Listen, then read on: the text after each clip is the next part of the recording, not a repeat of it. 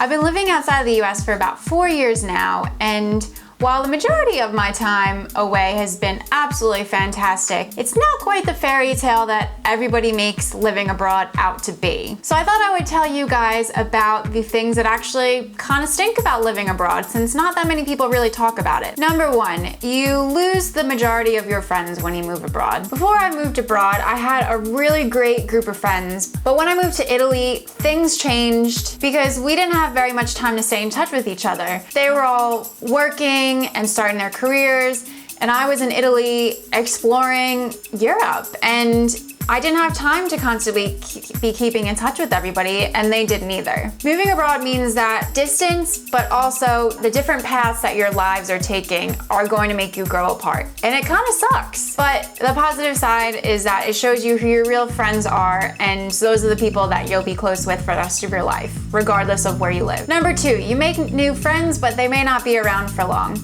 There are a lot of places around the world that are considered passing through destinations.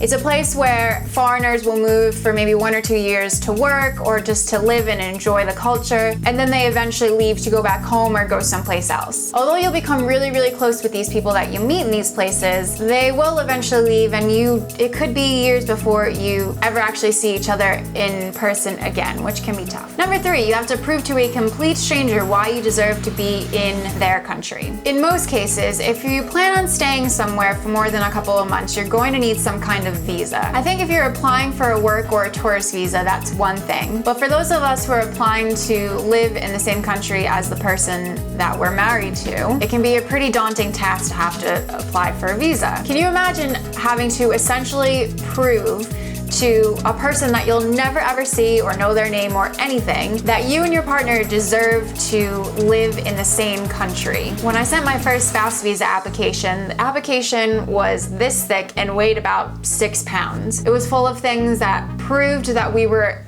in love enough to live in the same country.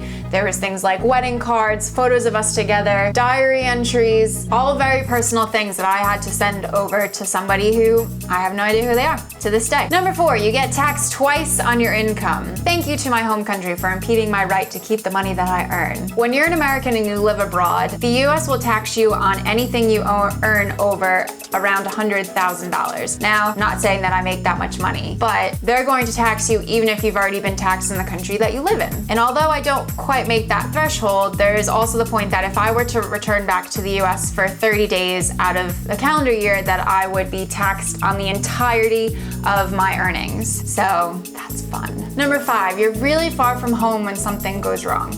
Now, I don't ever really get homesick. I think in the 4 years that I've lived abroad, I can count the amount of times I've been homesick probably on both my hands. But the one and only time that I felt really, really far away from home was the day that my dad had heart surgery. It was something that I really wish I could have been there for, but it was just too expensive for me to fly home for it. So it's times like that where you really feel the distance. Number six, you miss the big life milestones. I'm getting to the age now where everybody is starting to get engaged and get married. And I've already had to miss out on a ton of events that I really would have liked to be there for. I've missed weddings, engagement parties, but the reality is that I have to pick and choose which events I can make it to, and it's not very many that I can realistically go to. Number seven, you have to choose between going home or going someplace new. One of the great things about living in London is that we are so close to everywhere in Europe. I mean, pretty much everywhere is under a 2.5-hour flight away. So obviously we want to explore a lot of Europe, Asia, and all over the world, really. Even though I'm a freelancer, there's only so much time that I can take off work without it really affecting my income, and my husband also has only a limited amount of holiday time. So it's really hard to pick and choose. Do we want to go someplace completely new, or do we want to go home and see family and friends? Number eight, it's hard to find people who can relate to your past. A couple of months ago, my university, James Madison, was on ESPN College Day, which was such a big deal, and I kept seeing everybody posting on Facebook about it, that they were on campus or they were watching on TV, and I thought it was the coolest thing, and I had nobody around me to share it with. I tried to tell my husband Tom about it, and he just didn't really understand. So even if you make new friends in your new destination, sometimes it stinks to not have those people that you can talk to about years ago when you were in middle school and high school, all these things that happened, or your time in college. Number nine, navigating new systems can be a nightmare. When I used to tell people that I lived in Italy for a year, everyone would think it was such an amazing thing to do, which it was. But after living there for about a month, I knew that I could never live there for the rest of my life because I would not be able to stand the inefficiency there. Yes, it's lovely that everything is much slower, but when you're trying to send a letter or get your taxes done or buy a house, it can be really frustrating when you're used to the really quick way of life like I am from New York. The UK is a pretty efficient government, I would say, relatively speaking, but I still am learning so much about what it's like to live in this country. So it's a lot to take in. Number 10, your nationality affects how people treat you. Now, don't get me wrong, about 95% of the people that when I tell them that I'm American and I'm from New York, they are ecstatic and want to ask me so many questions and think it's absolutely amazing. But politics are often brought up in conversations, especially with the way that everything is right now. And of course, everyone has their own opinion. I personally don't really like to talk about politics, so it puts me into a weird position. And also, it's very interesting to see how different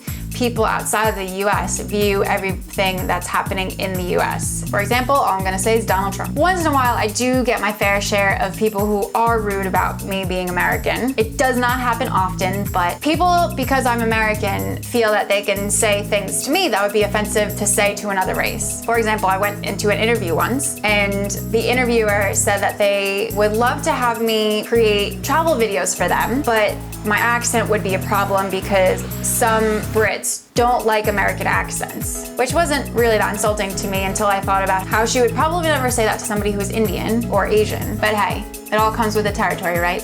It is what it is. I also have to remember that I'm very lucky to be an American. So again, I have to reiterate, living abroad is amazing, but it's not always the fairy tale like it seems, so just remember that. If you live abroad, what are some of the negative experiences that you've gone through? And if you're thinking about living abroad, what is something that you're worried will happen if you do? Let me know down in the comments below.